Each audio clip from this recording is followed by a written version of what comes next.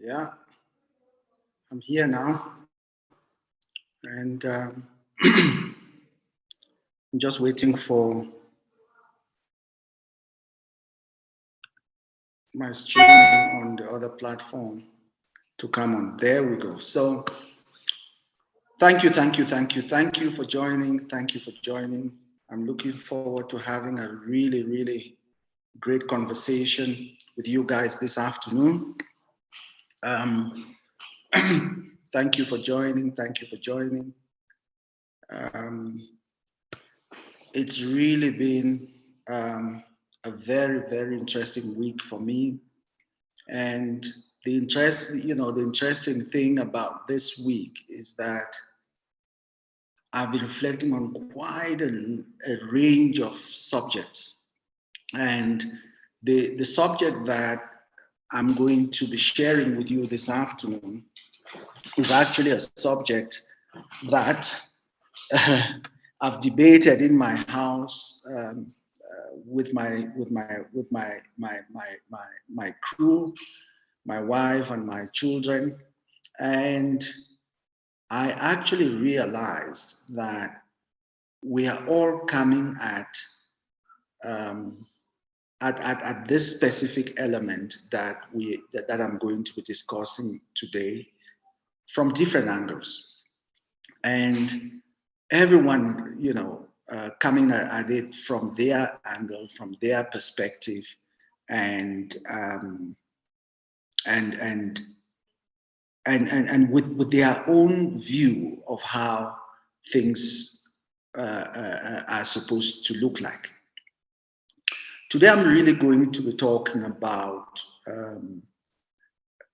a subject that has been been cooking in me for the last week, right? So it's about men, manhood and fatherhood, right? Being a father or being a man, is that under attack in this day and age? Are we are we losing the element of being a man? Are we losing the element of being a father in today's society? And in this present climate, right? In this present climate, I'm going to try not to be very long with this subject, but I'll just get into some really critical things. Just before I get into the meat of it, in this present climate, do men feel as if they are under attack? Do men feel as if they are losing their place? As a man, um, I am split between the fact that society is moving and society is changing, and the fact that um,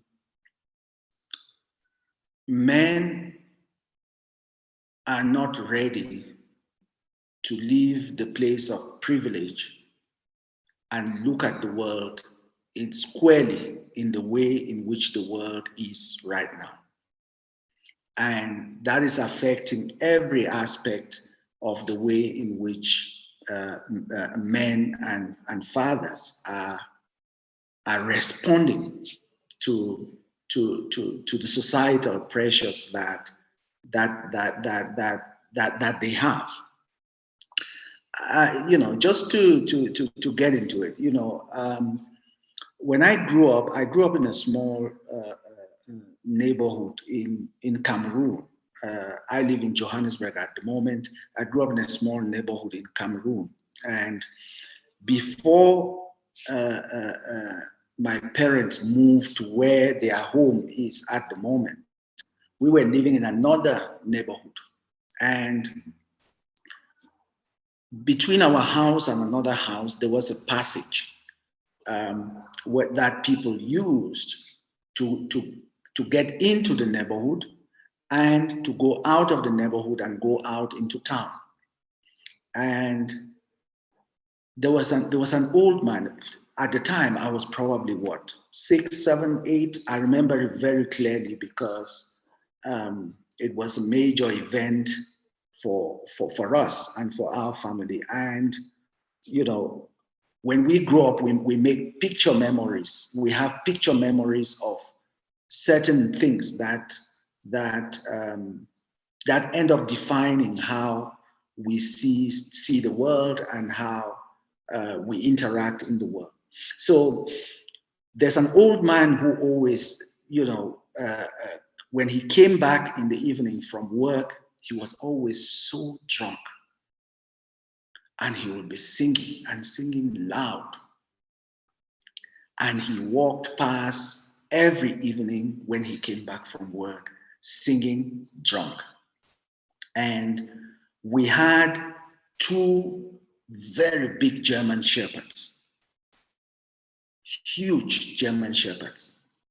And unfortunately for this old man, one of the days, as he was coming back from work, singing and shouting, and as he walked past our house, somebody, you know, one of the older people in our home had just released the dogs from their leash, from the chain, and the dogs were just roaming in the back of the house.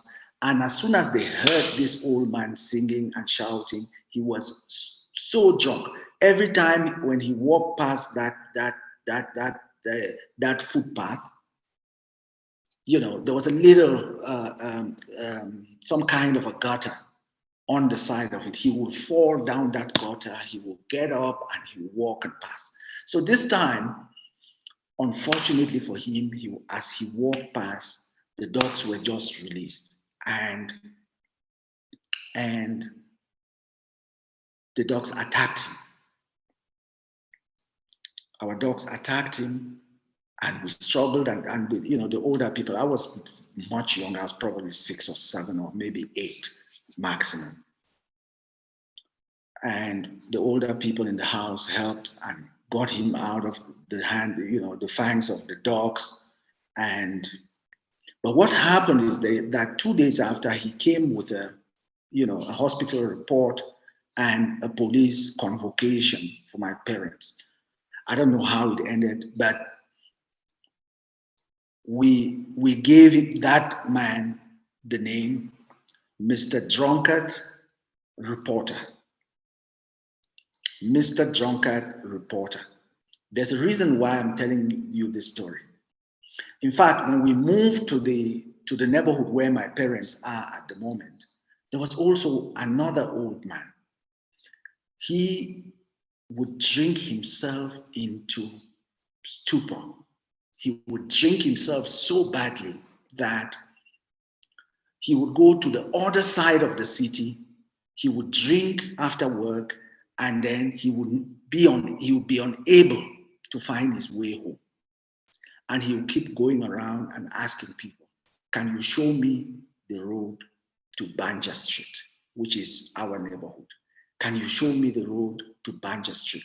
Just imagine, for those who live in Johannesburg, you are on one side of the city, say in the East Rand, and you live in the South, and you work in the East, and you go to the East and you finish work, you get into a bar there, you drink, you get so drunk that you cannot find your way back south.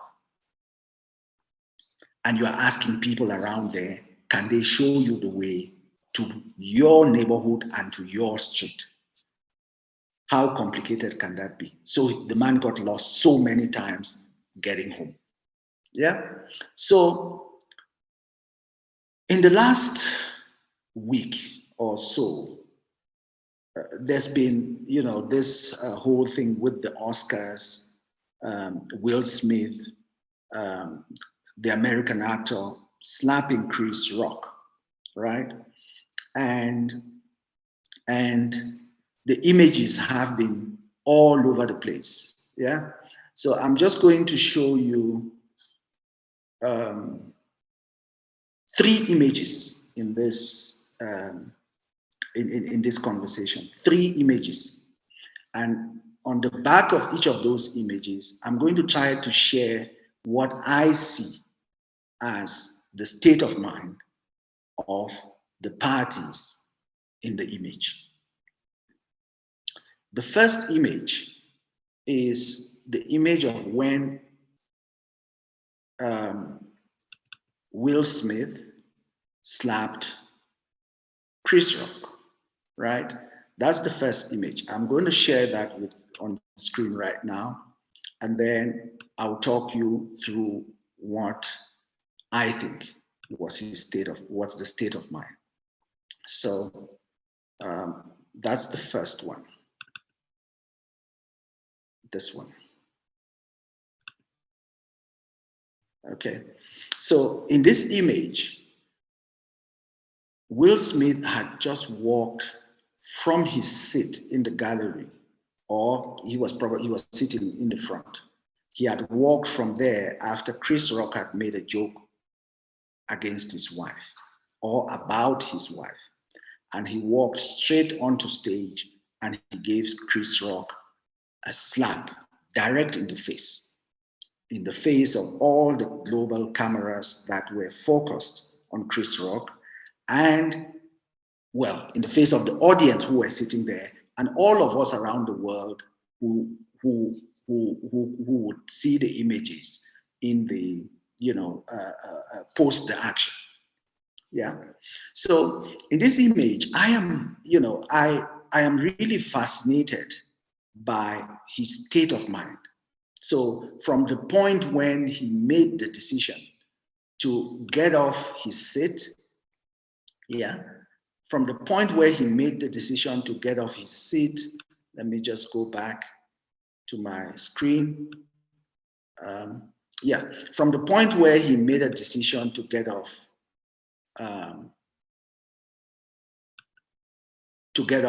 his seat and walk right across onto stage and gave Chris Rock the slap.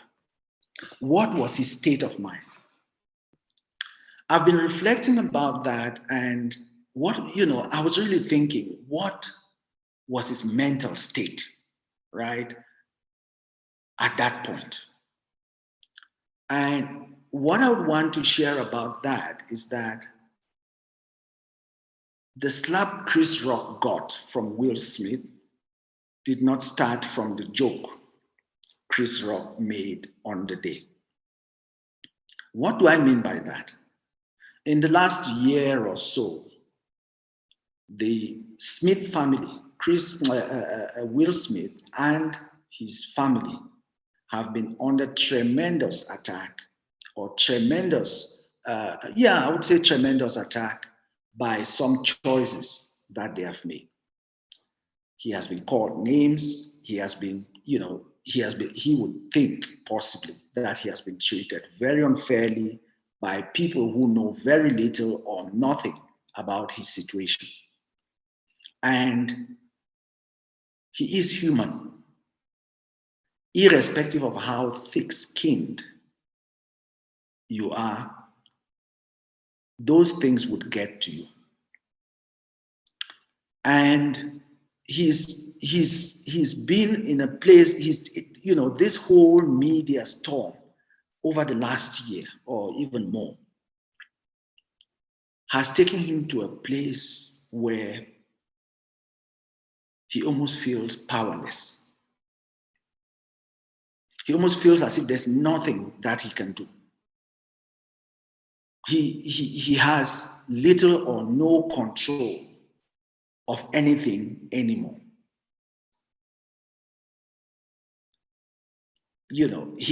People are trampling on him, people are calling him weak, people are calling him all sorts of names. And at the split second, when he decides to get off his seat, all of that baggage is bubbling in him. So the slap Chris Rock took was just he was the victim of a combination of things. And that it's at this point that I really want to zero in on the meat of this conversation, because how aware was Will Smith at this point of making the decision to go up the stage and give Chris Rock a slap? How aware was it? What was he? I suppose he had lost every sense of reason. I would imagine that at this point, the cameras did not matter, his children did not matter, what I think did not matter, what you think did not matter, what society as a whole would think of him did not matter. It was all about taking out his anger and releasing everything that he feels on this one incident. It wasn't about sending a message to Chris Rock, but to every one of us in society to say, I've had it. I've got it up to here. I have had it. But he wasn't even thinking about the repercussions that could ensue based on his actions. The second image I want to share with you, I'm just going to go on to sharing my screen again. And then let me share my screen. And then I will show you the second image. The second image is Chris Rock. In fact, this part of this image, we have had such a laugh and debate in my family that I would like to share it with you guys, yeah? And my wife was saying, well, the entire event would have ended there because Will Smith would have gotten a return slap or a punch or a kick. Or if it was a microphone he had in his hand, he would have got it on his head. Yeah. And my you know, everyone has an opinion about what they would have done. But I've showed you the image. Look at Chris Rock. If you can see it, just look at Chris Rock. Just look at where his hands are. This is just immediately after the slap, and Will Smith is walking away from the incident. And look at Chris Rock, look at where his hands are. In terms of consciousness and all of that, we are taught, we know that when someone is walking with their hands crossed in front of them or in front of them, it means they are closing themselves up. They are not open for any conversation. That's body language, right? Saying that I'm not ready to have any conversation. Please just walk past, right? When someone has their hand behind them, it means I'm not ready to fight. I'm not going to confront you. Yeah, and that image is very powerful.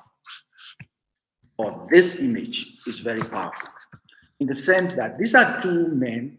They are literally, these are my contemporaries, right? They are in their 50s. And getting to 50, they have seen it all. They have seen so much in their lives. They've had to take so much nonsense in their lives, and some of which they have absorbed, some of which they've had to fight back. And at this age, there's a supposition, there's a feeling by society that you should have it all wrapped up. You should really understand. You should be aware of what is happening around you. You should have a lot of self-awareness. You should know when to, what is right and what is wrong. You should know when to act in a specific way and when not to act in a specific way. But this image literally shows us two men who are just about the same age. I think Chris Rock a little older than Will Smith. And the one man is showing an element of lack of self-control, and the other man in the instant is also showing a sense of self-control.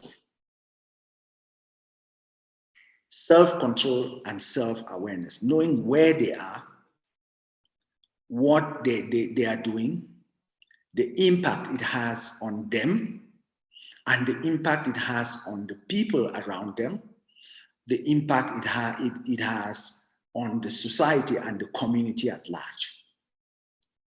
And these are two men who are faced with this situation, and each of them take a different route. I'm not about the provocation and all of that. I'm more about the awareness of the situation at the time of this action. So Chris Rock's position shows that he is aware and he is not, where am I? I've lost my place, guys. Yeah. So I'm going to stop that share. It's all off. Chris Rock's position shows that he is more aware of where he is at the instant, and he's more aware of what the impact of what has just happened is going to be. And he said, this is the greatest moment in television.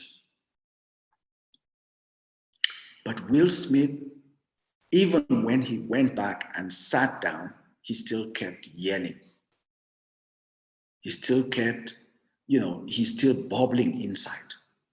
And the awareness around him is, he's completely lost his sense of awareness of what is happening around him. But then I am, the third image that I want to share with you is the reaction of Jada Pinkett Smith. What is her mental state? Is she very aware of what is happening or what is playing out in front of her? Just looking at it from where I sit, when the joke was made, when I watched the video, when the joke was made, Will Smith laughed. But when he turned to the left, his wife rolled her eyes, and immediately it triggered something in him. Just by his wife rolling her eyes, that was a trigger for him. And his demeanor immediately changed, and he went out and gave Chris Rock a powerful slap in front of a global audience. I am a big fan of boxing and MMA, and with boxing is every 3 minutes. You go in the ring and you get punched. The blows just keep coming. You have to defend yourself, and you have to punch yourself out of every situation within the ring. 3 minutes later, you have to come back to your corner. And in your corner, who is there? It's your coach, it's maybe a psychologist, it's a doctor, all these people are on your side. Yeah? They are in your corner. They are the people who are cheering you on. They are the people who are saying, go, go, go, go get him. Right? And in that instant, I have kept reflecting, if I was Will Smith, what would my wife have done when she saw me walking up? Maybe she would not have known what I was walking up the stage to do, But after I had slapped Chris Rock, what would she have done? I looked at the image, and from all indication, there was little or no movement from Jada Pinkett. Even to the point where when Will Smith came and sat down and was yelling, she still did not stop him. I would imagine if someone is in your corner, that is the moment when they step in to tell you, you're going across the line. You are actually going overboard here. But I saw, from what I saw, in the images that played out, she didn't move. She didn't move at all. Yeah. And how can that be real support if the people who are in your corner, and I was talking to you about boxing. Something that happens in boxing or even the MMA is that if at some point the people in your corner see that you are getting whipped, they throw in a towel, and then the referee calls the fight, just so that they get their guy back and treat him and help him to get back to himself and all of that. Yeah. But in this instance, I did not see that the people who are in his corner, or the person who was supposed to be in his corner, made the necessary moves that would be expected in a situation like that, because he had crossed the line. Well, some of the seniors pulled him to the side in the intermission, like, what's his name now? Denzel Washington, yeah. So Denzel Washington pulled him to the side and tried to put some reason in his head in that instance. And I think that's one of the things that calmed him down, that made him to actually now come back to become more aware of where he was, what he just did, and the impact of what he just did was going to have. So really, I've in fact, we have these conversations all the time. I've actually not asked my wife what she would have done. I think after this, I'm going to find out from her what she would have done. But I know for a fact that she would have pulled me to the corner. She would have told me, no, stop. Now, no, you are going overboard. Even though she is the one who told me that if she was Chris Rock, the fight would not have been an easy fight. It would not have just been a slap. It would have been a fight. Anyway, so to kind of bring this together, the reason I'm looking at these three images and bringing it to self-awareness is that men over 40 in the world right now are in a place that men have never been in the world for time immemorial. I suppose because men, have always been in control of what happens in our society. And that is shifting quite considerably in the last decade or two.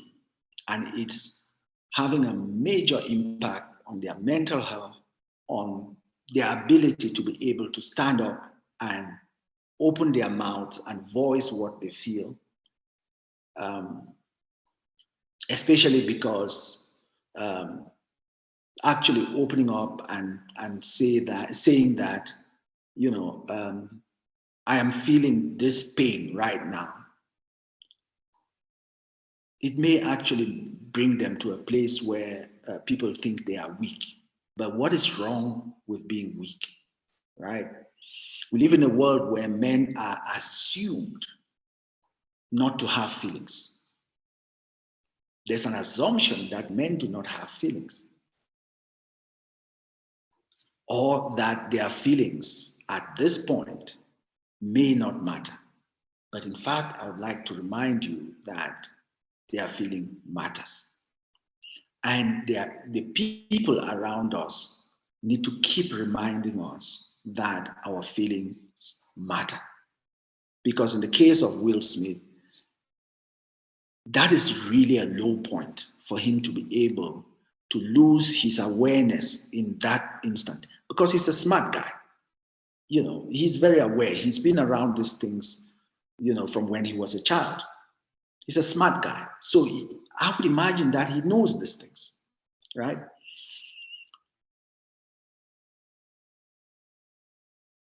For me, this awareness is very, very capital, especially for the children. So I'm thinking, when when this action was playing out, how did Will Smith's children feel if they were watching it, or even after it? You know, what were their thoughts about it? Well, they are adults. You know, all his children are adults. I'm actually thinking about maybe, Chris Rock's children are also a bit, they're slightly older, I think 16, 17, or even slightly more older than that. He has also 3 children. I'm really wondering what their feelings would be in that situation, right? And I'm thinking about all the other children below 16, below 15 and 16, what they are feeling about something like that. Either their father going out on a fight, or or their father getting slapped, what their feeling would be, and the lessons they would learn from that action. I think in this day and age, as a man, I'm speaking as a man who is over 40, I'm over 50 actually, and as a father, as a husband, as a friend to men, we still have a major responsibility in our society. We still have a major responsibility to our children and our families. We have a responsibility to teach and show and demonstrate to our children that perseverance is important, that nothing happens overnight. We still have a responsibility to our children and to society to show that trust is important. We have a responsibility, and I don't know. We have a responsibility to teach our children that courage is important, but it's not the absence of fear. That even at our age and above, we still fear things.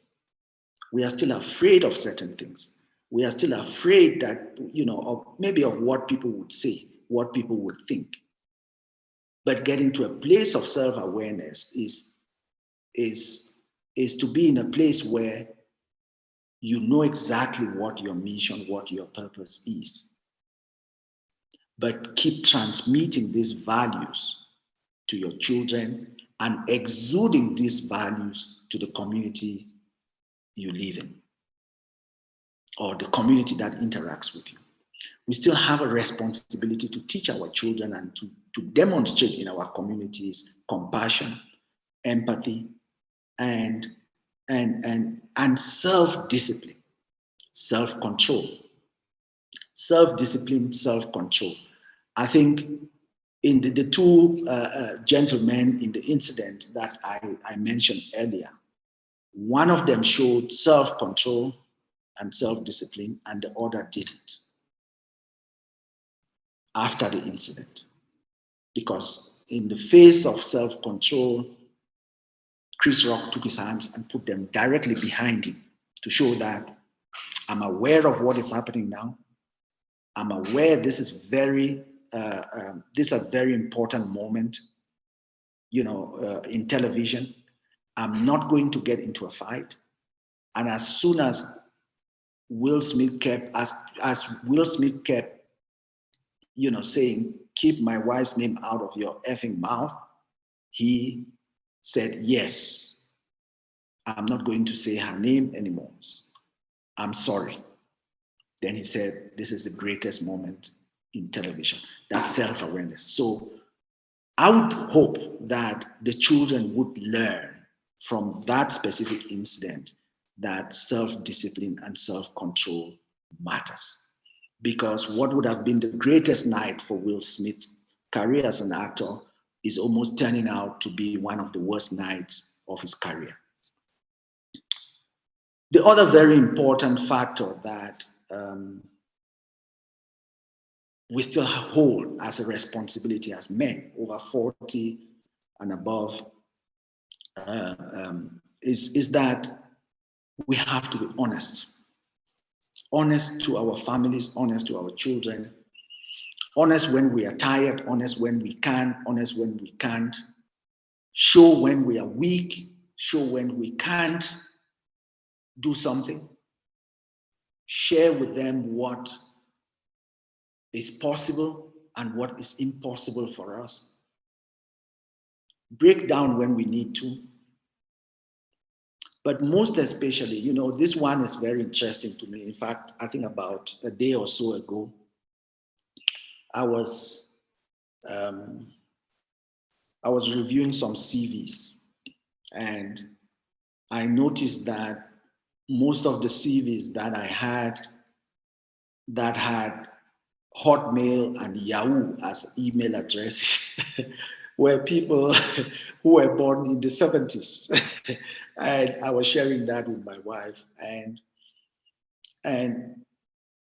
this specific point I want to make right now is something that people above 40, people above 50, people above 60, we need to be aware and to demonstrate and to show our children, teach our children curiosity. Curiosity in the things that are happening now, curiosity about what the future holds, learning the new things that are coming up, being ready to open ourselves up to new learnings, new education, new information, and not think that because we are over 50, the world is static or the world is standing in one place. And everything that has happened, or the way in which the world has been functioning to this point has not changed. Unfortunately, it's changing, and it's changing quite rapidly. And the only way to stay relevant is to be curious, to find out, what is this about? How does it work? What would be my contribution in this, at this stage of my life? What would be my participation at this stage of my life? Just to say that it's not yet time for you to fold your tent when you get to 60, 65, 70. A lot of countries, people retire 65, maybe, I'm not sure, but some countries even 55. That could actually be the prime of your life. Yeah. So we hold this responsibility to teach perseverance, trustworthiness, courage, compassion, empathy, self-discipline, honesty, and we need to stay curious. I hope that these few words of mine on self-awareness, using the situation that that the world has been plunged into in the last week or so, will just help to galvanize anyone who is above 40 to know that you still have a place in society. The world has not forgotten about you. You still have a contribution to make to your children, to your family, to your community. Just figure out what that contribution is and what that contribution would be, and get doing it.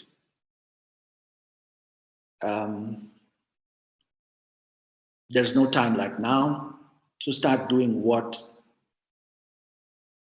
if you don't know what your purpose is, if you don't know what your why is, it's not too late. A lot of people have started after 65 and they've made a significant impact in our lives as the human race. So there is still a contribution for you to make. We just have to be aware of the times. We have to be aware of the changes that are taking place in the world right now. And we need to find our place in the middle of those changes. So with these few words of mine, let me just check if there are any comments. There are any comments, and then I will, there are any comments, I will respond to them. Let's see. Okay, I think I'll end it here. So with these few words of mine, I call on you all that, to look at this time in the world, look at this period of your life as a period when, you can re-engineer yourself, reinvent yourself, but focus on the important things, which are some of the points I mentioned earlier, and contribute to the lives of your children, your family, and your community. So thank you very much, and have a good day.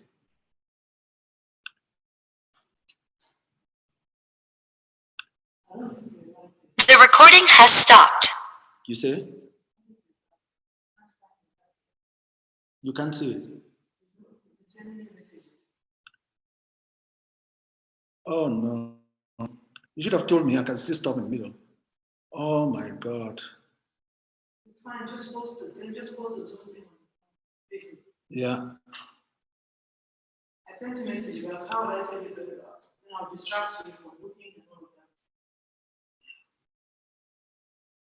I've searched all this thing. I mean, the ones you look like you went live to test, and then it's when you said that, I don't know what you did, but. Then it went off.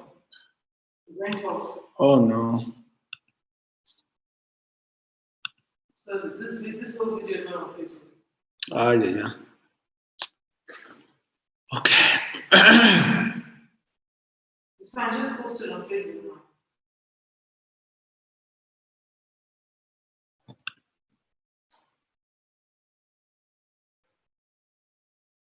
Let me see whether I can get it.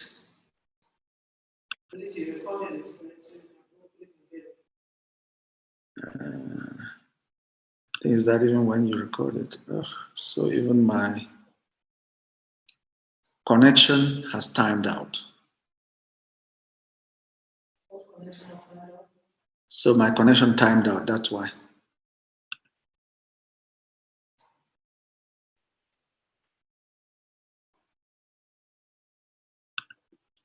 No connection.